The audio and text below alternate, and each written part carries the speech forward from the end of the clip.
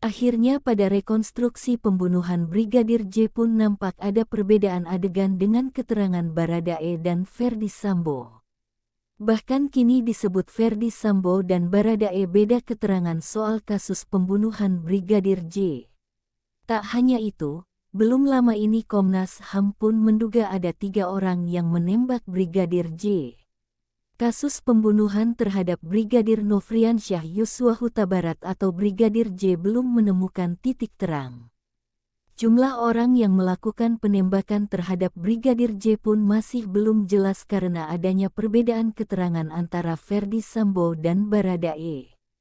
Komnas HAM pun melontarkan adanya dugaan penembak Brigadir J hingga tewas berjumlah 3 orang.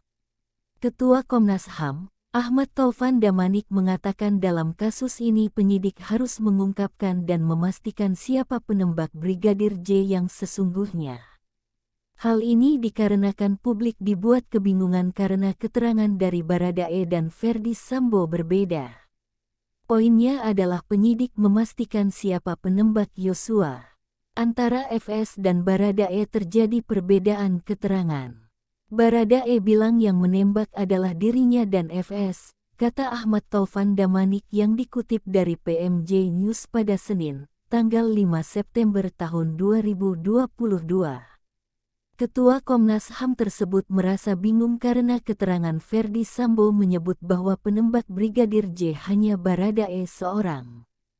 Ferdy Sambo sendiri mengaku bahwa dirinya tidak menembak Brigadir J, namun hanya memberikan perintah ke Baradae. Sebaliknya FS mengatakan hanya Baradae, dia hanya menyuruh menembak, ujarnya. Menurut Ahmad Taufan Damanik, pengungkapan kasus penembakan terhadap Brigadir J tersebut harus didukung dengan bukti-bukti yang kuat. Bukti yang kuat itu harus mencakup apakah jumlah penembak Brigadir J itu 1 orang, 2 orang, atau bahkan 3 orang. Jadi perlu dipastikan dengan bukti-bukti pendukung siapa saja yang menembak Yosua, 1 orangkah, 2 orang atau mungkin saja 3 orang, pungkasnya. 2 versi pengakuan berbeda. Kejahatan akan selalu tidak sempurna, begitupun dengan skenario pembunuhan Brigadir J di rumah dinas Ferdy Sambo. Kasus pembunuhan Brigadir J di rumah dinas Ferdy Sambo hingga kini terus menjadi sorotan publik. Saat rekonstruksi pembunuhan Brigadir J ditemukan beberapa fakta pembunuhan berencana yang dilakukan Ferdy Sambo dan 4 tersangka lainnya. Anehnya dalam rekonstruksi tersebut terdapat perbedaan pengakuan antara Ferdy Sambo dan Baradae saat penembakan terhadap Brigadir J. Pengakuan Baradae bahwa dirinya menembak Brigadir J dalam keadaan menutup mata. Sementara itu Ferdy Sambo memberikan pengakuan yang berbeda dan bahkan menolak melakukan adegan rekonstruksi bersama Baradae.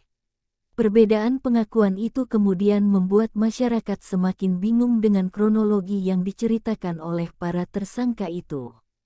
Dikutip Teras Gorontalo dari kanal YouTube Nesi Judge, berikut ini rangkuman rekonstruksi selama 12 jam serta tabir perbedaan pengakuan versi Ferdy Sambo dan Baradae.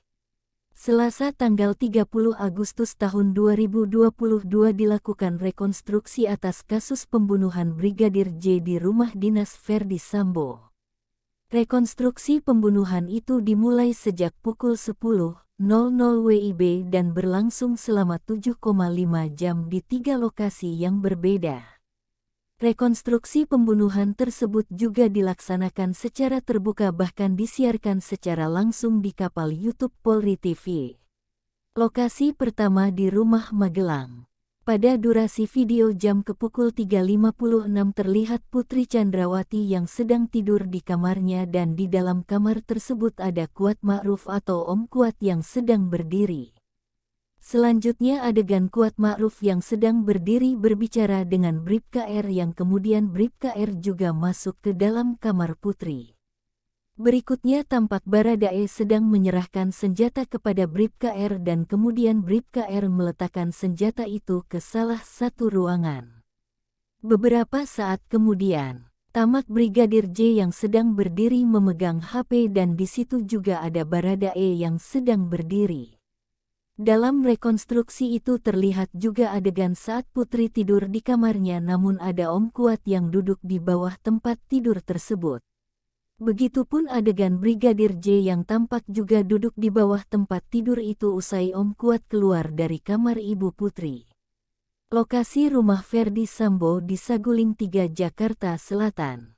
Tampak dalam adegan rekonstruksi tersebut Ferdi Sambo sedang duduk di dalam rumah tersebut kemudian datang rombongan dari Magelang yakni rombongan Ibu Putri, Baradae dan Kuat Ma'ruf. Setelah itu adegan Kuat Ma'ruf dan Baradae naik ke lantai 3 rumah. Dalam tayangan di YouTube Polri TV itu kemudian tampak Putri Chandrawati, Kuat Ma'ruf dan Baradae berada di dalam satu ruangan tapi tidak terlihat apa yang sedang mereka lakukan. Dalam adegan tersebut Putri Chandrawati sudah diwakilkan oleh figur. Selang beberapa menit kemudian ada adegan Baradae dan Bribka R sedang duduk di depan rumah sambil bercerita. Tidak jauh dari situ ada Kuat Ma'ruf dan salah satu saksi lainnya juga yang sedang mengobrol. Dalam adegan tersebut terlihat ada sebuah pistol yang terselip di saku celana Baradae. Tampak juga Brigadir J berada di depan rumah tersebut sambil sedang menelepon seseorang.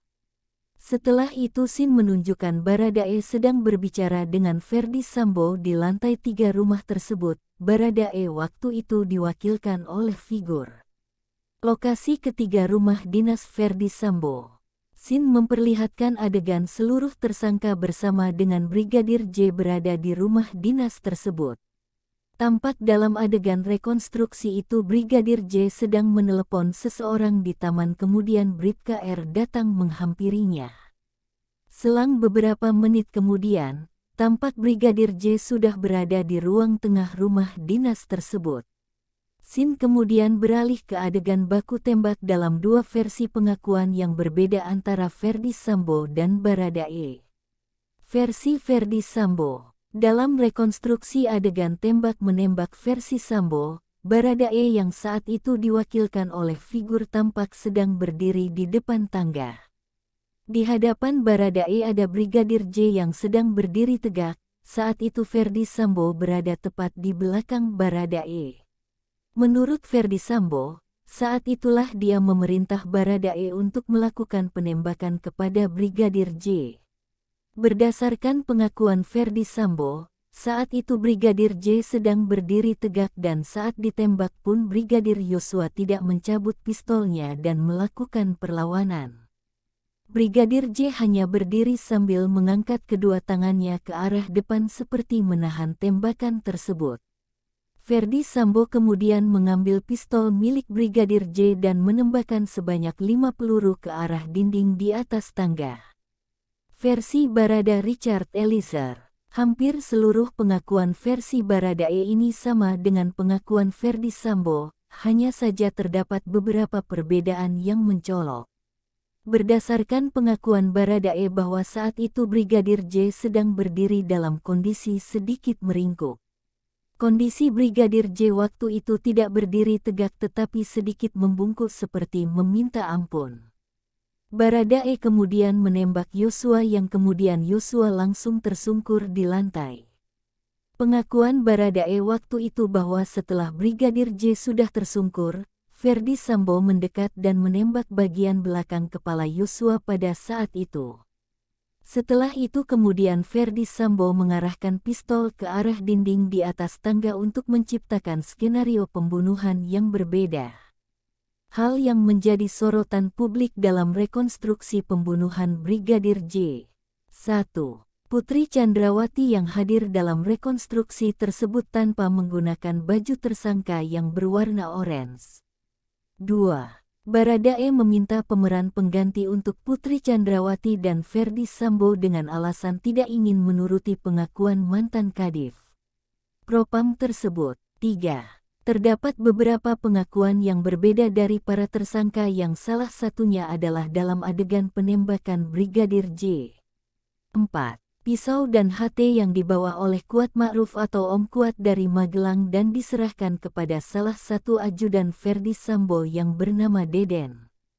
Kejanggalan. Pengacara Brigadir J. Kamarudin Simanjuntak tidak diundang dalam rekonstruksi pembunuhan tersebut.